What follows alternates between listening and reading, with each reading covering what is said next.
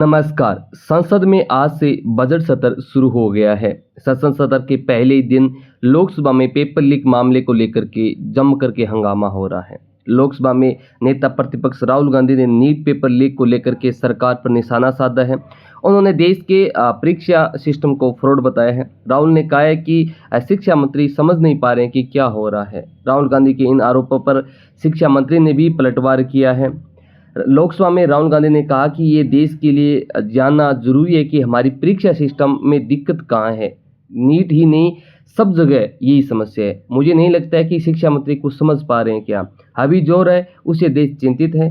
भारतीय परीक्षा system fraud है।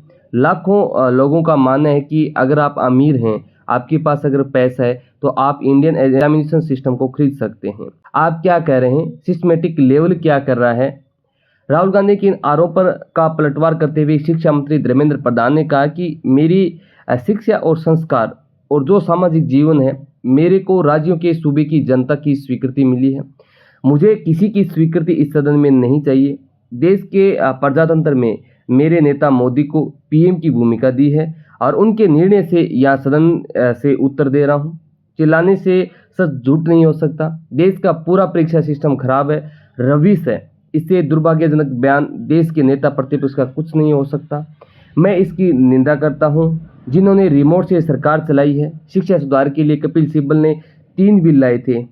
इसके बाद में राहुल गांधी फिर सदन में खड़े हुए और उन्होंने कहा कि शिक्षा मंत्री पर सब पर आरोप लगाकर खुद को छोड़ करके मुझे नहीं लगता है कि उनको समझ है कि यहाँ हो क्या रहा है। देश में पेपर लीक के मामले में मोदी सरकार ने लोकसभा में जवाब दिया है और विपक्ष सांसद बी मणिकम टैगोर के सवाल पर शिक्षा मंत्री धर्मेंद्र प्रधान ने कहा कि नीट परीक्षा में केवल बिहार में एक सेंटर पर लीक या फिर कदाचार की खबर आई है। वहाँ बिहार पुलिस और सीबीआई कार्रवाई कर रही। प्रधान ने विपक्ष के 7 साल में 70 बार पेपर लीक को कहा कि ऐसा कोई डेटा या सबूत नहीं है, इसकी तस्दीक करती है। उनके इस बयान के बाद में संसद में हंगामा हो गया।